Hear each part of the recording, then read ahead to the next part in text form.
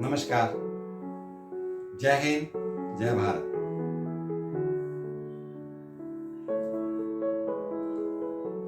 भारत के स्वर्णिम इतिहास में जनवरी का माह चल रहा है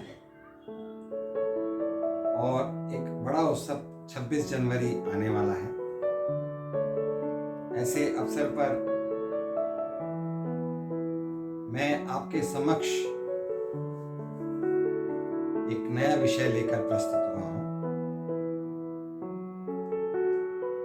जिसका विषय है हेल्प, सहायता। सहायता या हेल्प बहुत ही बड़ा विषय है तो इंग्लिश में तो 4 ही वर्ड आ रहे हैं और सहायता और हिंदी में 4 अक्षर आ रहे हैं, लेकिन इसका अगर विस्तृत ज्ञान प्राप्त करना चाहेंगे तो बहुत ही बड़ा विषय है। मेरे व्यक्तिगत जीवन से प्राप्त अनुभवों के द्वारा महान पुरुषों की जीवनियों में अध्ययन करने के पश्चात मैंने ये पाया कि जो मनुष्य, जो नर और नारी अपने जीवन में किसी की सहायता करते हैं, किसी की हेल्प करते हैं, वो वापस रिटर्न होकर के आती है, ऐसा मेरा पूर्ण रूप से विश्वास है। यानी कि हेल्प गिव एंड टेक का टॉपिक है, सब्जेक्ट है। आपने दिया, आपको मिलेगा, 100% मिलेगा, 100% मिलेगा। एक कहानी प्रस्तुत करता हूं। मिस कैटी अपने घर में अकेली बैठी हुई थी। एक बहुत ही गरीब किस्म का बच्चा भूखा प्यासा घूम रहा था और उस क्षेत्र में मकान मतलब कम थे। मिस कैटी के घर का दरवाजा वो बच्चा खटखटाता है और कहता है, मेरे को आंटी भूख लगी है। मिस कैटी भी पैसों की साइड से थोड़ी ज्यादा अमीर नहीं थी, गरीब थी, लेकिन अपना जीवन यापन वो अच्छे से कर रही थी। ये विदेश की कहानी है और सत्य घटना है। तो मिस कैटी ने बोला, बेटा इस समय मेरे पास तो खाने पीने के लिए कुछ नहीं है, लेकिन मेरे पास दूध है, तुम दूध पी कर जाओ। उस बच्चे को उन्होंने एक गिलास दूध गर्म करके अपना चीनी वगैरह डाल करके जो भी उनके पास सुविधाएं थी वो बच्चे को दूध पिलाया। बच्चे के अंदर शक्ति आई और बच्चा बोला, कितना पैसा देना है? तो मिस कैटी ने जवाब दिया, बेटा कोई बात नहीं, पैसा बाद में दे लेना, अभी तुम बच्चे हो, पढ़ाई लिखाई में ध्यान दो, बाद में दे देना। वो बच्चा वास्तव में उसके पास पैसा भी नहीं था, इतनी गरीबी थी। बच्चे ने दूध पिया, वहां से गया अपनी जगह पर जहां भी था वो ठहरा और समय चक्र बदलता है। मैंने समय चक्र के ऊपर भी आपको एक वीडियो बनाया था, अगर आप सर्च करेंगे समय चक्र तो उसमें भी आपको पता लगेगा। मैंने उसमें समय चक्र में भी काफी रोचक कहानियां मैंने उसमें प्रस्तुत की है। तो अभी समय चक्र बदलता है और लगभग 25 से 30 वर्ष के समय अंतराल के पश्चात मिसेस कैटी बनती हैं, उनका परिवार बनता है और कुछ प्राकृतिक आपदाओं के कारण अंत में केवल वही बचते हैं।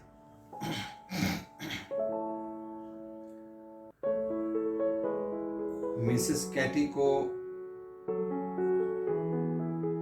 बहुत ही एक बीमारी लग जाती है, जिसके कारण से वो एक हॉस्पिटल में एडमिट होती हैं और उस हॉस्पिटल में उनका ट्रीटमेंट चलता है। तो डॉक्टर्स उनको बोलते हैं कि इस में बहुत बड़ा ऑपरेशन और इलाज करना पड़ेगा, जिसमें कम से कम 2.5 से 3 लाख रुपया खर्चा आएगा। और ये बहुत पुरानी बात है, 2.5-3 लाख मतलब उस टाइम आज के करीब 25 से 30 लाख के बराबर होते थे उस टाइम में, जबकि ये घटना है। तो वो कहती हैं कि मेरे पास इतना देने के लिए पैसा नहीं है। अब आप कल्पना कीजिए कि वो रिपोर्टिंग जो उस हॉस्पिटल का ओनर है, जो वहाँ पर सीनियर डॉक्टर है, उस तक पहुँचती है कि यहाँ पर एक इस एड्रेस से मिसेस कैटी आई हुई हैं और उनका 2.5 से 3 लाख रुपए खर्चा लगना है और उनके पास देने के लिए पैसा नहीं है। तो नेचुरली हॉस्पिटल में पैसा नहीं है तो आपका ट्रीटमेंट नहीं करते ना डॉक्टर, तो उनको हम वापस भेज रहे हैं। वो फाइल जो सीनियर डायरेक्टर होते हैं, सीनियर डॉक्टर होते हैं, उनके पास पुटअप की जाती है, वो खोलते हैं, उसको देखते हैं, उस फाइल में फोटो वगैरह भी लगा होता है और तुरंत वो अनाउंस करते हैं कि इस मिसेस कैटी का ऑपरेशन मैं खुद व्यक्तिगत रूप से करूंगा। अब डॉक्टर साहब ने उनका मिसेस कैटी का सफल ऑपरेशन किया, उनको ठीक किया।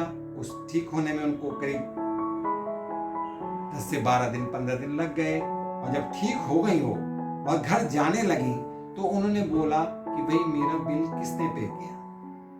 वो बिल मैं पे करना चाहती थी लेकिन मेरे पास पैसा नहीं था और मेरा ऑपरेशन और मेरे को इलाज करके, तो उन्होंने बताया कि इस हॉस्पिटल के जो डायरेक्टर हैं, जो सीनियर ओनर हैं, सीनियर डॉक्टर हैं, उन्होंने खुद आपका ऑपरेशन किया।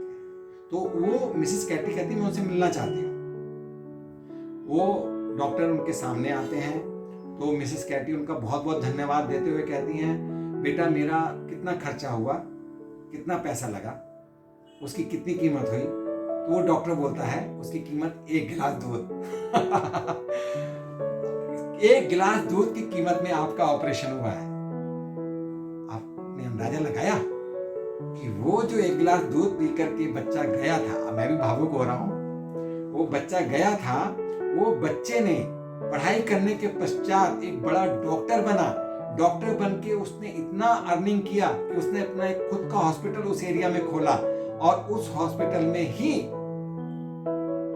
मिसेस कैटी का इलाज हुआ। और वो मिसेस कैटी जब अपने ऑपरेशन और इलाज के लिए पैसा न होने के बावजूद वापस जा रही थी, तब उस समय वो जब डायरेक्टर के पास फाइल गई, उन्होंने फोटो देखा और नाम एड्रेस देखा और उन्होंने उसका व्यक्तिगत रूप से ऑपरेशन किया और कीमत पूछने पर उन्होंने बोला, मैडम या आंटी, वो भी आंटी, वो 1 गिलास की दूध की कीमत में आपका ऑपरेशन हुआ।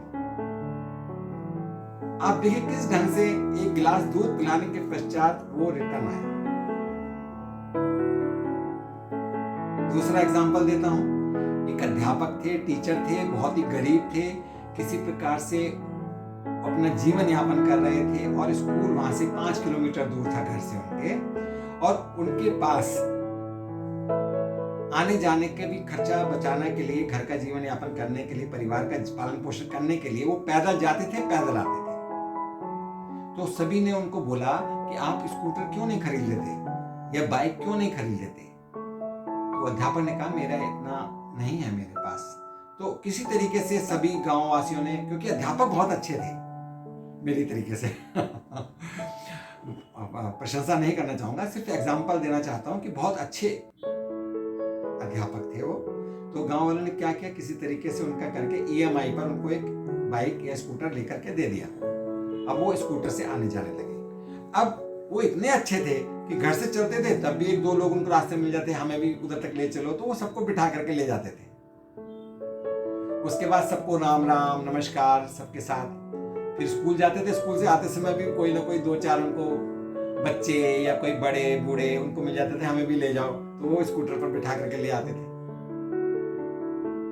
और जहां पर उनका स्कूटर सर्विसिंग होता था, ठीक होता था, वहां पर भी उनकी नमस्कार वगैरह सब अच्छे से थे। मतलब सबके साथ प्रेम व्यवहार और मेल भाव के साथ वो रहते थे। एक दिन क्या हुआ, उनको स्कूल से आने में देरी हो गई तो रास्ते में उनको एक चोर मिला और उसने अपना चाकू दिखाकर, चाकू की नोक पर उनका स्कूटर ले लिया कि मेरे को ये स्कूटर दे दो, ये बाइक दे दो। तो टीचर ने कहा, अध्यापक ने कहा, आप ले लो, कोई बात नहीं, मुझे कोई परेशानी नहीं है, लेकिन किसी को ये मत बताना कि मैं चोरी करके लाया हूं। बोले ठीक है, मुझे क्या जरूरत है बताने की, मैं तो बेच के अपना गुजारा करना है। अब वो जो अपने टीचर अध्यापक जो थे अपने पैदल पैदल घर पर आ गए, और वो चोर जो है वो गाड़ी को लेकर के चोर बाजार में या जहां पर वो बिकना होता है उसको बेचने के लिए गया। तो ओनर ने पहले बोला स्कूटर, ऐसी स्कूटर बोला या बाइक बोला, तो वह ओनर बोला अरे ये तो हमारे मास्टर जी का है, ये आपके पास कहां से आ गया? तो वो चोर समझ गया अगर मैं इसको बोलूंगा बेचने के लिए आया हूं तो मैं फंस जाऊंगा। वो नहीं, मैं मास्टर जी ने कुछ काम दिया, मैं इसलिए इधर आया हूँ। चलो ठीक है। वो थोड़ा सा कुछ खाने पीने के लिए किसी होटल के सामने खड़ा करने के लिए गया, तो होटल का मालिक बोल पड़ा अरे ये मास्टर जी का स्कूटर तुम्हारे पास कैसे आया? तो वहां से भी वो बोला नहीं, मास्टर जी ने कुछ सामान लाने के लिए दिया इसलिए मैं लेके आया। वहां से भी वो चला। इसी प्रकार से वो किसी भी दुकान पर, किसी भी जगह पर, किसी भी तरीके से वो स्कूटर को कहीं भी उसका कुछ सेल आउट नहीं कर पाया,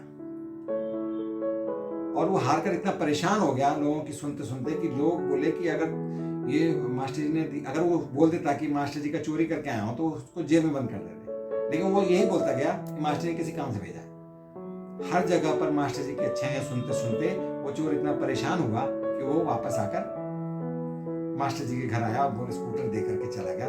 मास्टर जी मुझे क्षमा कीजिए, मैं माफी चाहता हूँ, आपने सब लोगों की इतनी हेल्प कर रखी है,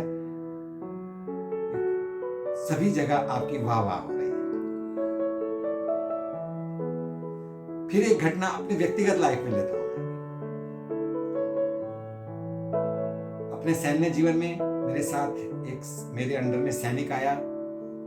सैनिक को अपने कठिन परिश्रम के और कठिन प्रशिक्षण के दौरान वो अपने काम में व्यस्त था। अचानक उसका कुछ तबीयत खराब हो गया,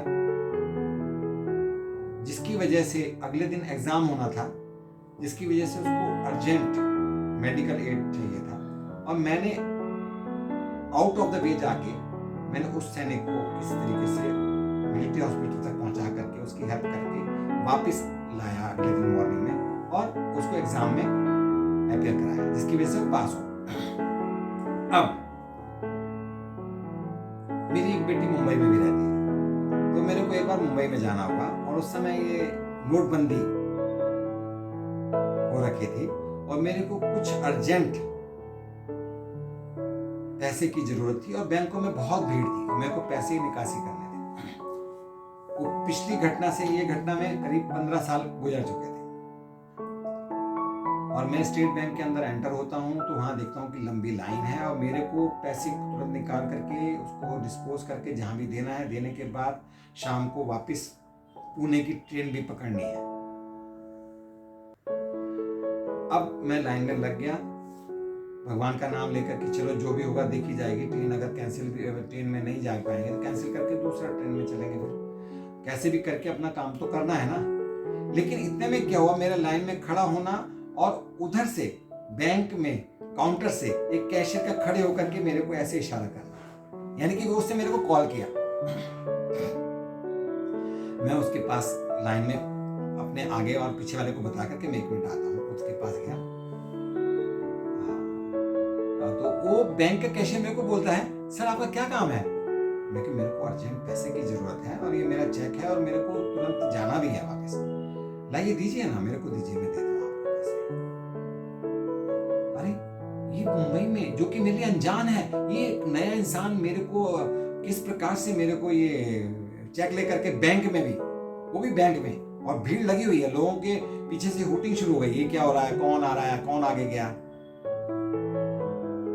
तो उसने मेरे को पैसा निकाल करके जैसे देने लगा, बोला सर आपने मुझे पहचाना? मैं कहा नहीं सॉरी मैंने पहचाना नहीं। बोला मैं वही सैनिक हूं जो कि प्रमोशन एग्जाम के एक दिन पहले बीमार हो गया था और आउट ऑफ द वे जाकर के आपने मेरी हेल्प की थी, मुझे मिलिट्री हॉस्पिटल लेके गए थे, ट्रीटमेंट करा करके अगले दिन सुबह वापस लाए थे और मेरे को आपने एग्जाम में अपियर कराया था, और उस एग्जाम में मैं पास होने के पश्चात अपना प्रमोशन लिया और अपनी शॉर्ट सर्विस पूरी करके मैं पेंशन आ गया और फिर दोबारा से री employed state bank of India में मैं कैशियर बन गया, मैं वही हूँ। तो मेरे को इतनी प्रसन्नता, इतनी खुशी हुई कि वास्तव में हेल्प करने का मेरे को परिणाम जो मेरे को सुखद अनुभव हुआ, तो वो मैं अपनी प्रसन्नता को आपके समक्ष किस तरीके से उसका प्रकट करूं, किस तरीके से इजहार करूं। और मैंने उस लाइन में सबको बताया भी कि सर ऐसे ऐसे मैं इधर में हूँ आर्मी से, और ये मेरे थोड़े फ्रेंड हैं और मेरे को अर्जेंट जाना है, कुछ अर्जेंट पैसे, इसलिए मेरी थोड़ी हेल्प की है इन्होंने, और आपका काम हो जाएगा। और मेरे काम को सिर्फ 1 ही मिनट लगा है, ज़्यादा मिनट भी नहीं लगे। तो सब लोगों ने फिर मान लिया, ठीक है। तो इस ढंग से आप देखिए कि हेल्प करने का किस तरीके से कैसे नतीजा मिलता है, और किस तरीके से आउट ऑफ द वे जाके हेल्प अदर, तो you will get help also. मतलब मुसीबत के समय आपको भी उसका लाभ मिलेगा। हेल्प करते रहिए, अपने जीवन को सुखी बनाते रहिए, अपने जीवन में भी आप संतुष्ट, सुखी और स्वस्थ रहें। इन्हीं शब्दों के साथ आज का वीडियो मैं समाप्त करना चाहूँगा। इसको लाइक करें, शेयर करें, सब्सक्राइब करें, ताकि बाकी लोगों तक भी मेरे इन विचारों को पहुंचाने में आपकी सहायता मिले। बहुत बहुत धन्यवाद। नमस्कार। जय हिंद, जय भारत।